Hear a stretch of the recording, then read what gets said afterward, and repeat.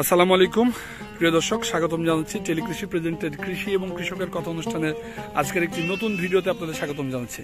প্রিয় দর্শক, গাড়লের মেলা চলছে। দেখেন, গাড়লের এই মেলা দেখতে হলে এবং গাড়ল ক্রয় করতে হলে আসতে হবে মেহেরপুর জেলার মুজিবনগর উপজেলার মহাজনপুরের আসাদুল মিয়ার গাড়লের খামারে। আপনারা আসবেন, কোয়ালিটি দেখে বুঝে যাচাই করে এখান থেকে গাড়ল ক্রয় করবেন। দেখেন, আপনাদের শুধু জাতগুলো দেখাচ্ছি, কি অসাধারণ জাতের গাড়ল। ওই যে দেখতে পাচ্ছেন একটি অসাধারণ জাতের একটি পুরুষ মেড়া গাড়ল। এই যে দেখেন, কি অসাধারণ পুরুষ মেড়া গাড়ল। আমরা আসাদুল মিয়ার কাছ থেকে জানতে চেয়েছিলাম যে তারা কোথায় থেকে এই উন্নত জাতের গাড়লগুলো সংগ্রহ করে। তার প্রশ্নের উত্তরে তিনি যেটি জানিয়েছিলেন সেটি হচ্ছে, তারা এই গাড়লগুলো বাংলাদেশে যশোর বেনাপোল বর্ডার থেকে এবং ভারতীয় অংশ থেকে যারা এই গাড়লগুলো বাংলাদেশে নিয়ে আসে বিভিন্নভাবে, তাদের কাছ থেকে তারা এই গাড়লগুলো সংগ্রহ করে বাংলাদেশে বিভিন্ন প্রান্তরে ছড়িয়ে দেন। চলুন শুনি তার মুখ থেকে। এত বড় গাড়ল খামার কিন্তু তৈরি হতো না। এটা কাশ্মীরের সেই মনে হচ্ছে, অথবা রাজস্থানের। আচ্ছা মামা, তোমরা যে বলো যে ইন্ডিয়া থেকে গাড়ল ক্রয় করে নিয়ে আসো, হ্যাঁ, তোমরা কি আসলে ইন্ডিয়া থেকে ক্রয় করে নিয়ে আসো?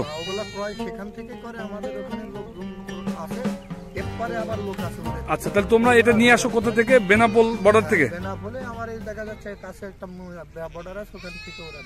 আচ্ছা আচ্ছা। তো এই যে গাড়লগুলো তোমরা যে নিয়মিত নিয়ে আসছো, এই গাড়লগুলো পরবর্তীতে কি যে নিয়ে আসছো এবং সেল দিচ্ছ, এরকম কতজন আছে তোমাদের এই ধরনের গাড়লগুলো দেওয়া? আমি তো দেখি শুধু তোমার কাছ থেকে এই গাড়লগুলো সবচেয়ে বেশি পাওয়া যায়। সবাই দেখা যাচ্ছে এলাকার খামারি থেকে নিয়েও বলে, যদি বলে যে আমি যদি বলি যে ইন্ডিয়া থেকে নিয়ে আসলাম, নতুন যারা খামারি তারা থেকে সচরাচর। আচ্ছা, এই ক্ষেত্রে বলে সবাই এখানে ওখানে লাইন ধরতে হলে আগে যোগাযোগ করতে হয়, আগে অগ্রিম টাকা দিতে হয়, তারপরে 10 দিন 15 দিন লাগে সেই মাল আসে। আচ্ছা আচ্ছা আচ্ছা, ফুল টাকা পেড করে রাখে। আচ্ছা, এই জন্য তোমরা বলো যে গাড়লগুলো জাত কোথা থেকে আসছে এটা তোমরা বলতে পারো, তাই না? মানে অনেক সময় আমাদের এই প্রশ্নের সম্মুখীন হতে হয় যে উনি কি করে বলতেছেন এটা রাজস্থানী বা এটা এই গাড়লগুলো উনি কি করে বলতেছে। এই প্রশ্নের উত্তরটা আমি তোমার মুখ থেকে শুনলাম, যা অনেক ভালো লাগলো। সো কেউ যদি জাতের ক্ষেত্রে রাজস্থানী গাড়লকে প্রাধান্য দেয়, সেই ক্ষেত্রে কোন গাড়লগুলোর রেট একটু বেশি হয় সচরাচর বাজারে? এই জাতের গাড়লগুলো পুষলে বাজারে একটা ভালো রেট পাবে বা উদ্যোক্তা লাভে যেতে পারে। কোন জাতের গাড়লগুলো তারা পুষবে?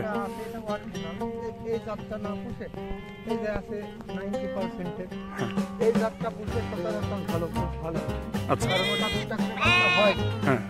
হবে এরকম বলতে পারবো না, কিন্তু হয় 2টা করে বাচ্চা হয় এবং ওটা 13 মাসে 2বার বাচ্চা। এই যে আমার বন্ধু একটা গাড়ল নিয়ে আসছে। মামা, এই গাড়লটা কি গাড়ল? ওটা মেয়ে বাচ্চা। মেয়ে বাচ্চা? আমি দেখিনি, আন্দাজে। আচ্ছা আচ্ছা। তো এই গাড়লগুলো বয়স কেমন হবে? এটা এখন 20-22। আপনি কি গাড়ল ক্রয় করবেন? ইনশাআল্লাহ। গাড়ল আসলে তিনি একজন বৃক্ষপ্রেমিক মানুষ। রাস্তাঘাটে তার মূলত আলহামদুলিল্লাহ সে চেষ্টা করে সাদাকার কাজটা করার। সো এই গাড়লগুলোর বয়স কেমন হবে মামা? 20 দিন মতো। 20 দিন এরকম বডি? হ্যাঁ। ওরে বাবা, বিশাল বিশাল ব্যাপার। তাহলে মামা, যে কথা বলছিলাম, তাহলে যে গাড়ল আমরা দেখলাম তোমার বিভিন্ন জাতের, এবং যে গাড়লগুলো আমি বলতে চাচ্ছি যে কোন জাতের গাড়লগুলো দিলে লাভবান হবে? তুমি বলে যে 90% বাচ্চা দিয়ে শুরু করবে। এই যে এইগুলো, হ্যাঁ, এইগুলো এই যে এখানে একটা আছে, এটা পয়লা প্রেগন্যান্ট হবে। প্রথম প্রেগন্যান্ট? এটা দেখে তো বোঝার উপায় নেই যে এটা প্রথম প্রেগন্যান্ট। দাঁত না দেখলে বুঝতে পারবেন, তাই না মামা?